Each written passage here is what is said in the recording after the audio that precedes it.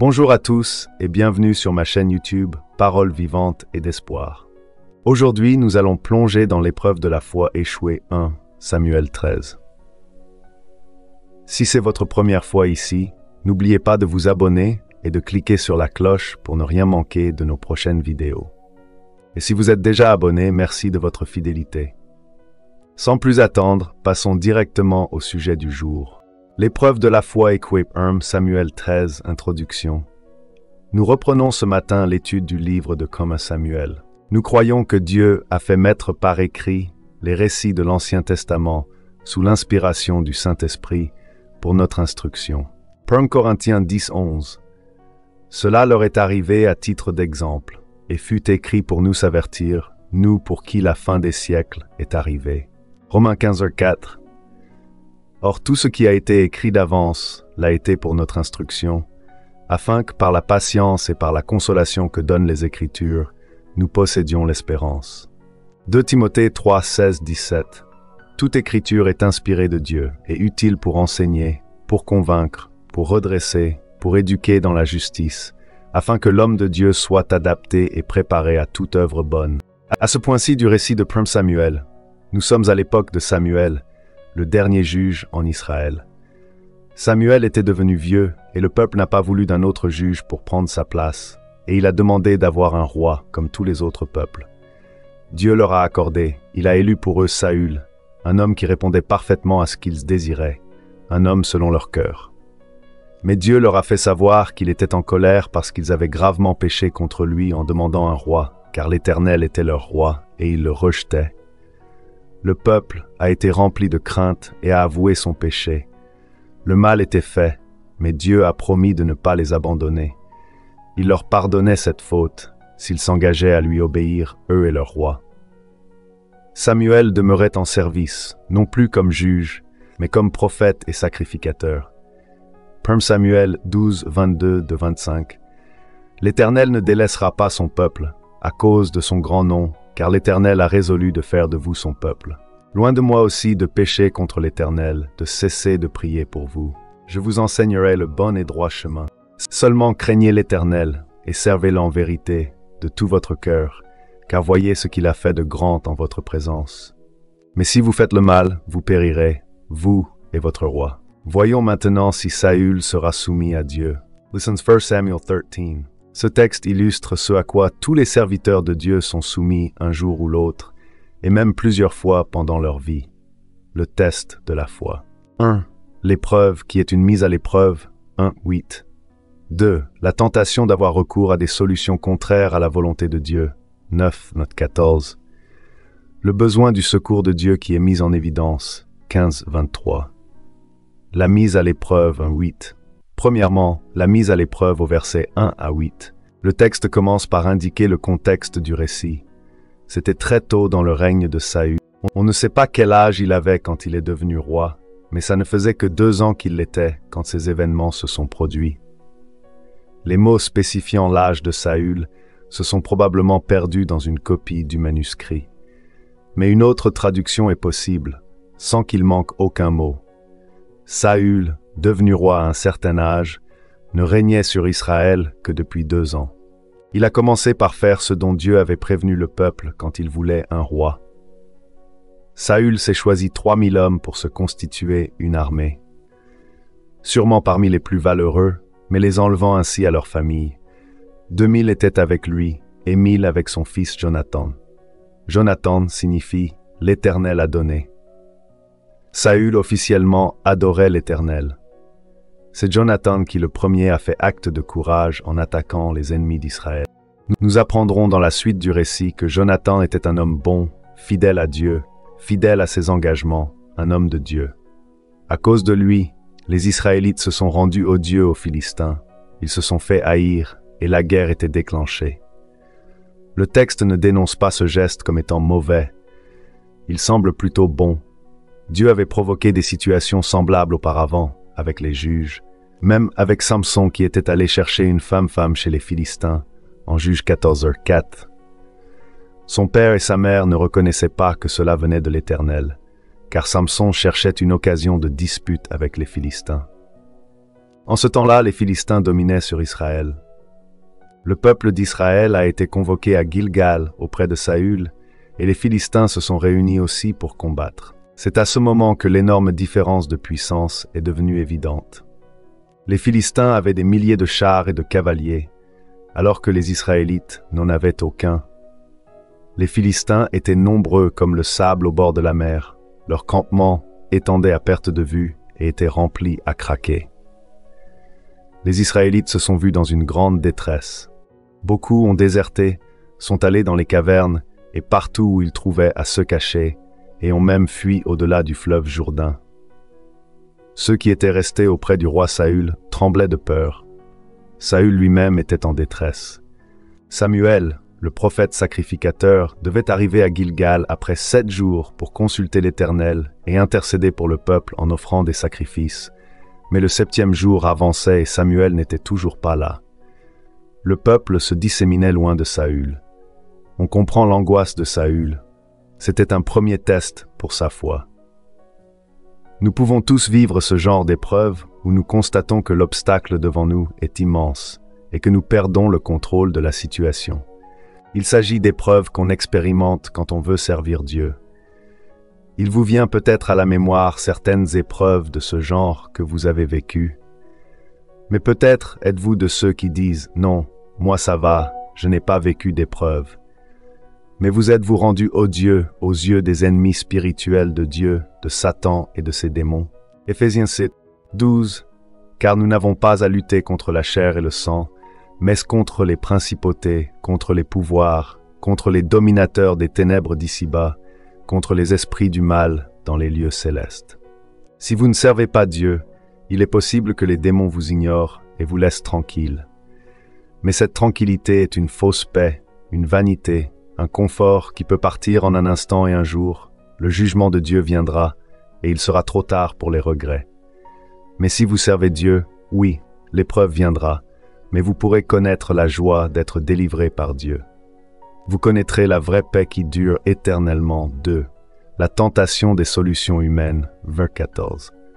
Deuxièmement, au verset 9 à 14, avec l'épreuve vient la tentation d'utiliser des solutions humaines. Saül, voyant que Samuel n'arrivait pas, a décidé d'offrir lui-même le sacrifice d'Holocauste. En faisant cela, il a enfreint la loi de Dieu. Il n'est pas précisé de quel commandement il s'agit, mais je crois qu'il ne faut pas chercher plus loin que dans ce geste lui-même. Saül n'était pas sacrificateur, et offrir de sacrifices pour le peuple était un rôle que Dieu avait donné exclusivement aux sacrificateurs. Nous avons plus tard l'exemple du roi Osias dans 2 Chroniques 26, 16, 19.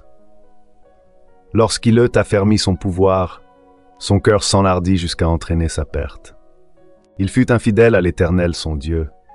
Il entra dans le temple de l'Éternel pour brûler des parfums sur l'autel des parfums.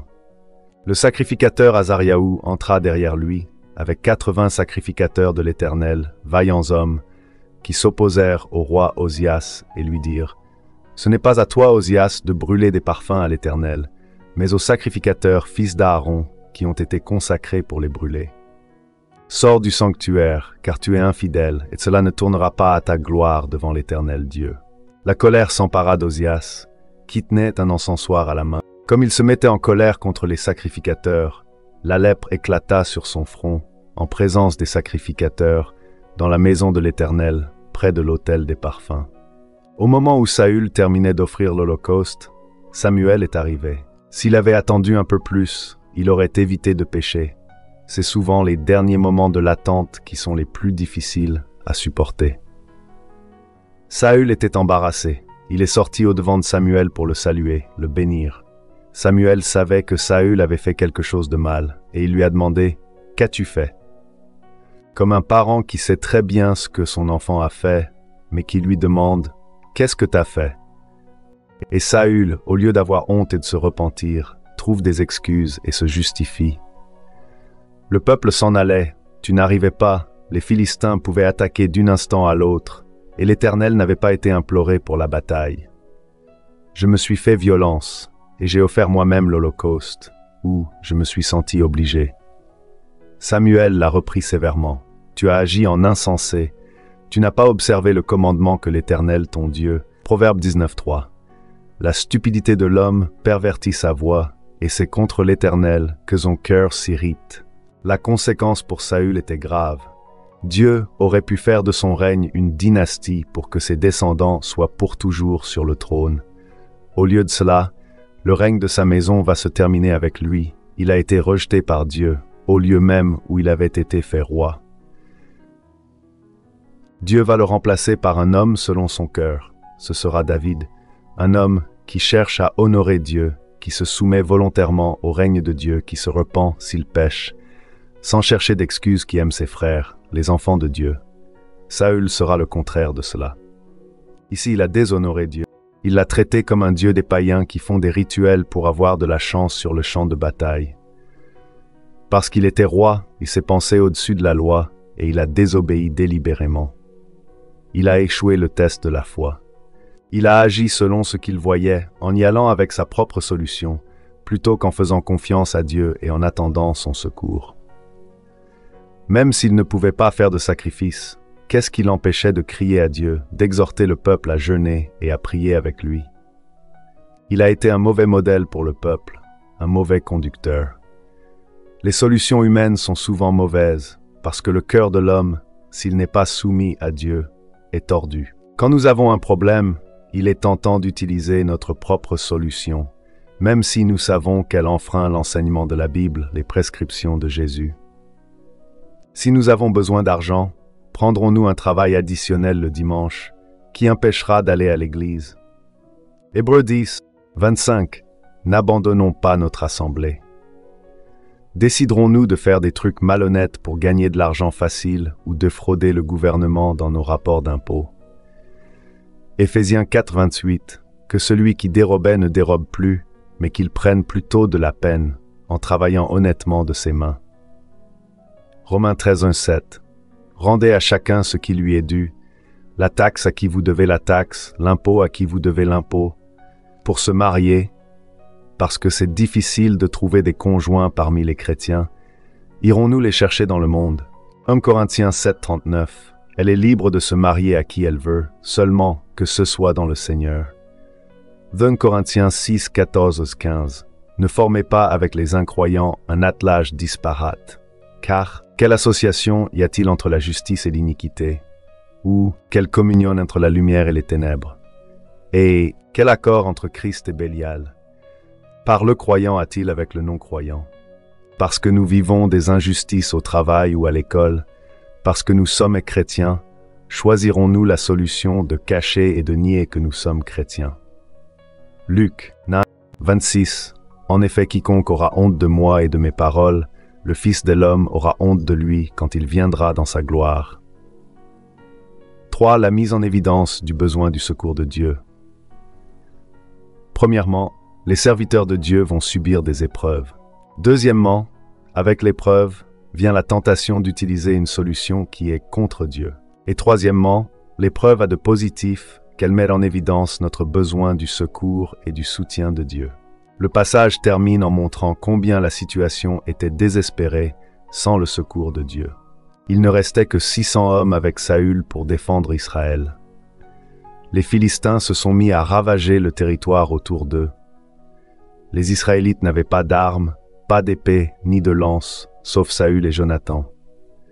Si jamais ils s'en sortaient et avaient la victoire contre les Philistins, ce serait hors de tout doute grâce à l'intervention miraculeuse de Dieu. À force de voir Dieu agir dans des situations désespérées, nous pouvons en venir à voir les épreuves comme un sujet de joie, comme dit Jacques 1:2, parce que ce sont des occasions de voir la délivrance de Dieu et d'acquérir la patience.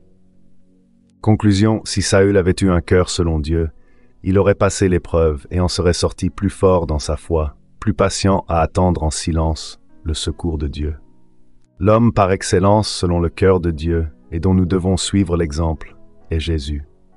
Il a supporté l'épreuve de la faim dans le désert, alors que le diable le tentait d'utiliser des solutions contraires à la volonté de Dieu son Père. Il a supporté l'épreuve du rejet, de la torture et de la mise à mort sur la croix, alors qu'il aurait pu s'en sortir d'un claquement de doigts, puisqu'il est Dieu.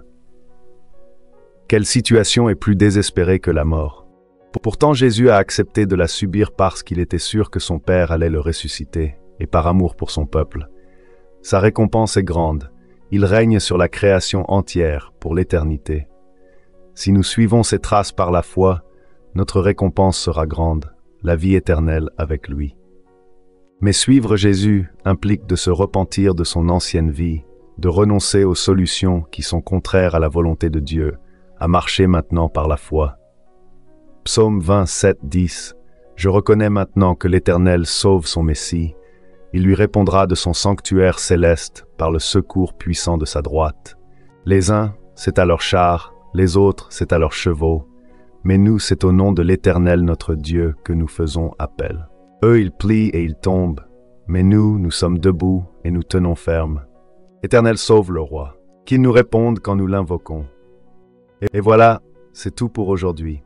J'espère que cette vidéo sur l'épreuve de la foi échouée 1 Samuel 13 vous a plu et que vous avez appris quelque chose de nouveau. N'hésitez pas à laisser un commentaire ci-dessous pour partager vos pensées et poser vos questions. J'adore lire vos retours. Si ce n'est pas déjà fait, pensez à liker la vidéo et à vous abonner pour ne pas rater les prochains contenus. Merci d'avoir regardé et à très bientôt pour une nouvelle vidéo.